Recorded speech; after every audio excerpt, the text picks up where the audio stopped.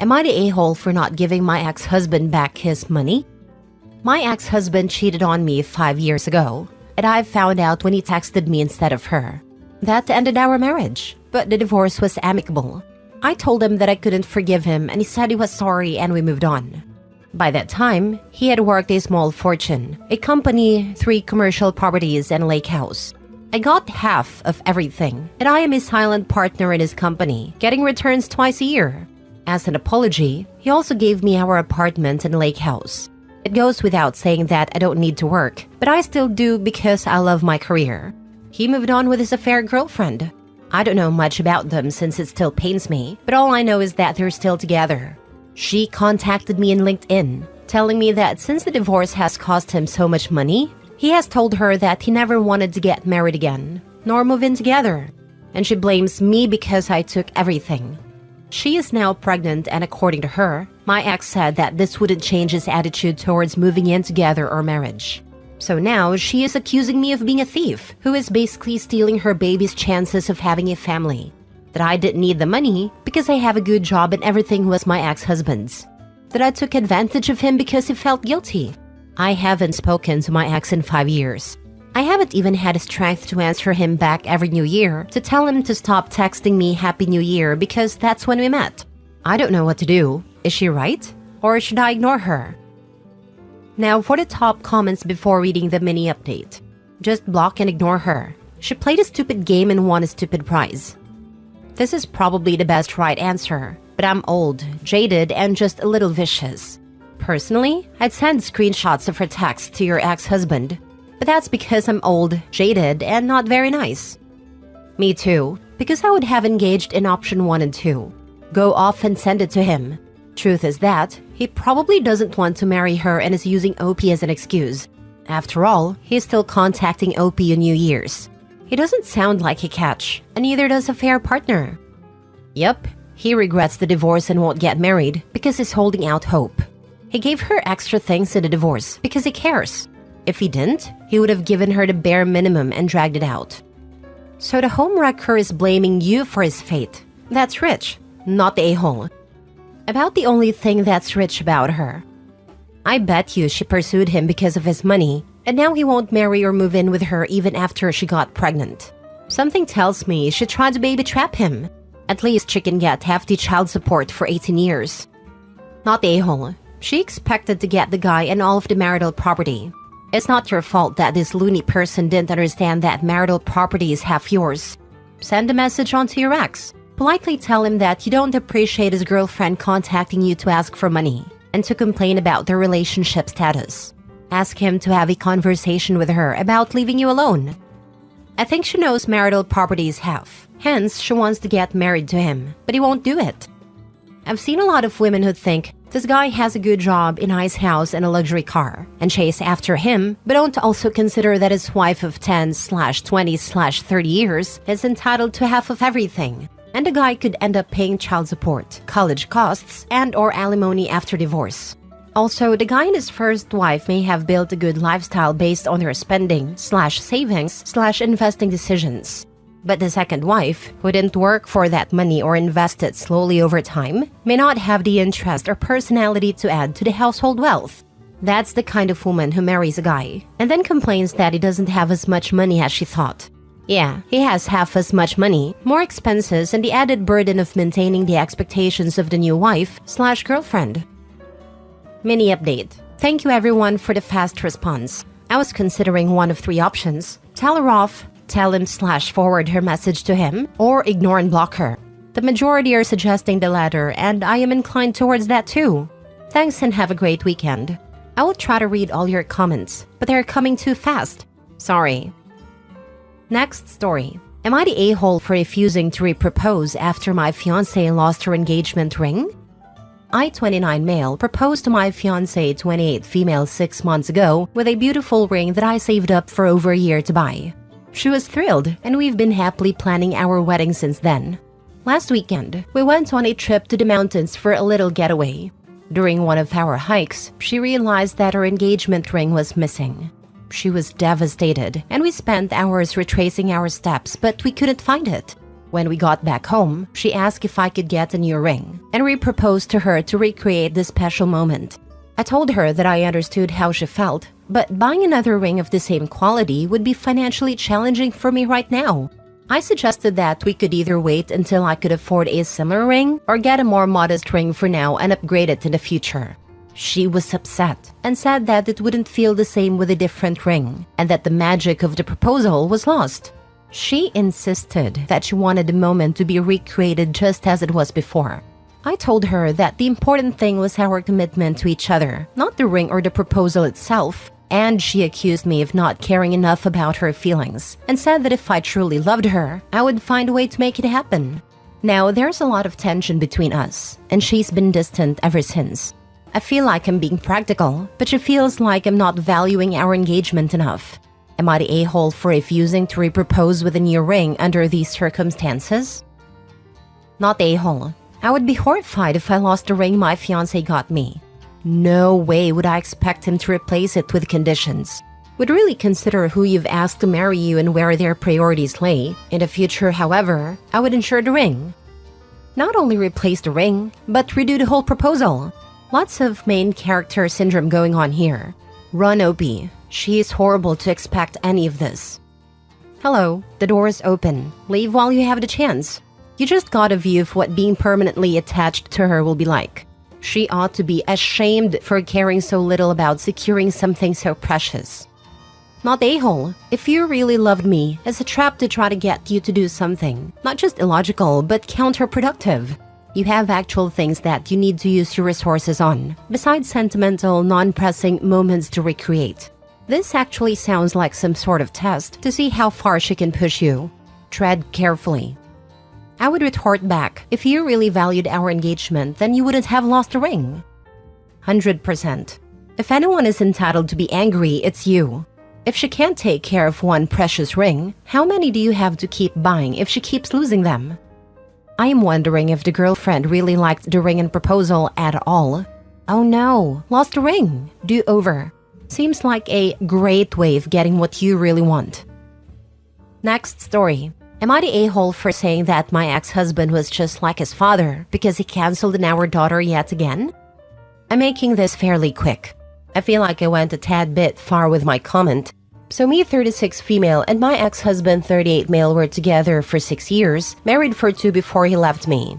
At the time, our daughter was a year old. She was 5. There were no warning signs.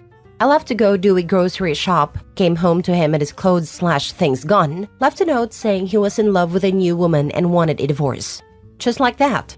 I got absolutely no closure from that. Any calls or messages were dodged, even when they were about our daughter. Literally nothing. During our divorce, he tried to fight for full custody despite at this point not having seen her for 6 months, which was denied because he was in the military and at times constantly moving. I got full custody. He got supervision with holidays if he's not deployed. Shortly after our divorce, he married his now wife and they settled down in the city we live in. He's still in the military, but now he's on a specific base. I asked if he wanted to revise the custody since he was no longer traveling. He said no need, and he wants to take things slow. Since our divorce, he has maybe seen her 11 times, over what, 4 years? And mind you, he literally lives in the same city. Travel isn't a problem. My daughter is in therapy for this, just to process the absence/broken promises from her father. Typical I'll pick you up this weekend, only to be last second. Anyway, on to the issue. I got a call from him Friday night. He was supposed to pick our daughter up at 8 a.m. Saturday. I got a call at 1 a.m. because I was up working. And he basically says that he can't take our daughter to his place this weekend. After some back and forth, he says it's because his wife is upset with him spending time with her and that she gets jealous. Yes, jealous of a 5-year-old. Absolutely ridiculous. I've been fairly cooperative this entire time, but Jesus, I was so upset. Like a buildup of emotions, I just started yelling at him, calling him a sack of turd and a disgrace. I mentioned our daughter being in therapy, how upset she was seeing some of the other kids with dads.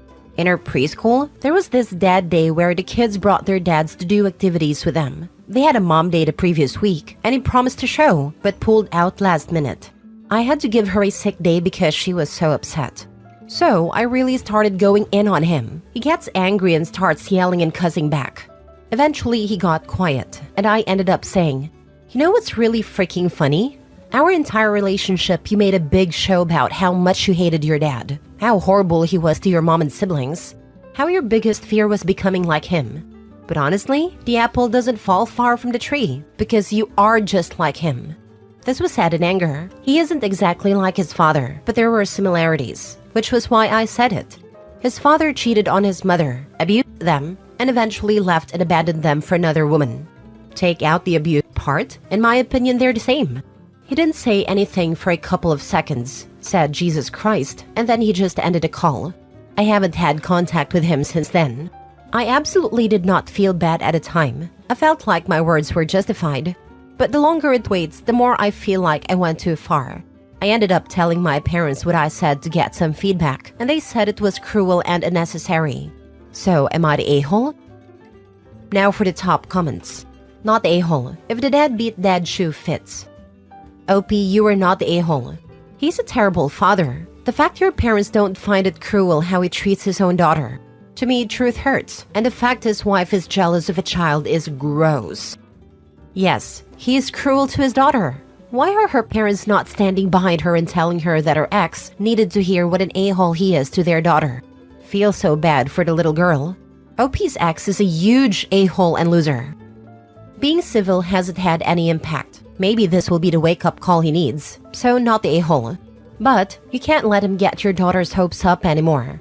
Therapy is good, but the repeated disappointment just causes setbacks for her. Yeah, I've been thinking about this too. It's just draining her, and she's at a point in her life where I feel like him not being in her life full-time would make it easier for her. I've been thinking about giving him an ultimatum of signing over full rights, or getting his act together and being a father. My dad left my mom when I was 2. He tried to stick around for a couple of years after, and it was hard on everyone. I think around kindergarten he stopped completely, and honestly, it was really hard at first, but it was for the best. I remember talking to my grandma and her asking if I'd rather have just one big disappointment or constantly be disappointed, and I chose the first. It sucks, and it took until becoming a mother to come to terms with it all. How a parent chooses not to be in their kid's life, I will never understand. And I'm so sorry you and your daughter are going through this. You are definitely not the a-hole. Last story. Am I the a-hole for not allowing my girlfriend to be a stay-at-home mom, even though I could afford to? My 29 male girlfriend, 23 female Emily, and I have been dating for 4 years and have lived together since last October. She graduated from college last year and was able to get a job that paid an okay salary for an entry-level position. She didn't like the job too much, but she mentioned that it had good opportunities for promotions and would look good on her resume, so she hoped to move on to more interesting work that she is more passionate about soon. In January, my girlfriend became pregnant with a girl by accident. It wasn't planned and we considered abortion, but decided to keep the baby. We have since been preparing for the birth. We have good relationships with both my and her parents, and both sets of parents have said they would be willing to babysit our daughter for free. Recently, my girlfriend told me that she would like to quit her job after the baby is born to be a stay-at-home mom. Her reasons for doing so were, 1, she's getting very attached to our baby, even though it's not born yet, and the idea of dropping her off with a babysitter, even if that babysitter is one of our parents who we know will take good care of it, makes her want to cry. 2, her mom was a stay-at-home mom, which allowed her to have home-cooked meals every day and do lots of fun stuff that she couldn't do with a babysitter. She wants to provide the same experience for our daughter. 3, she no longer likes her job and isn't sure if she wants to continue down the same career path. She regrets her major in accounting and wishes she had majored in something she is passionate about instead of something that just makes good money. 4, I recently got a promotion to a supervisory position in my company that came with a pay raise of nearly $40,000, so I can afford to support her and our daughter. 5, she didn't say it, but one of her friends recently gave birth and became a stay-at-home mom, so I'm sure that influenced her decision. She also tried to convince me by saying I would get more intimate moments every day, now that she would have more free time and energy for it, which I admit was tempting, and that she could cook all my favorite meals and do all the chores. I said no for a few reasons. 1. We were planning to buy a house in the next couple of years, and with me being the only one working, that would set us back by years in getting one. 2. I grew up poor. During my entire childhood, I only went to the movie theater a couple of times because my parents could not afford to take me out to do fun stuff like that often. For example, I got a new pair of shoes once a year and bought my clothes from Walmart. With both of our incomes, we have been able to enjoy a very nice lifestyle.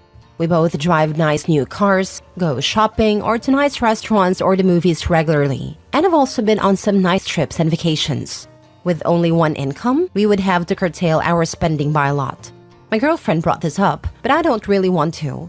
With both of us working, we can keep our current lifestyle even after the baby.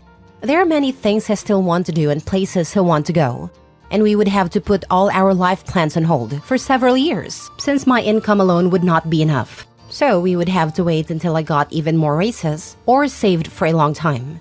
3. I just don't want the pressure of being the only person to provide for my family. 4. Most people don't like their jobs. From what she told me, she mainly just does not like her boss and finds the work boring. My mom had to work a physically difficult job when I was a baby. So compared to her and many other women, my girlfriend has it easy. Sometimes you just have to suck up having a job you don't like.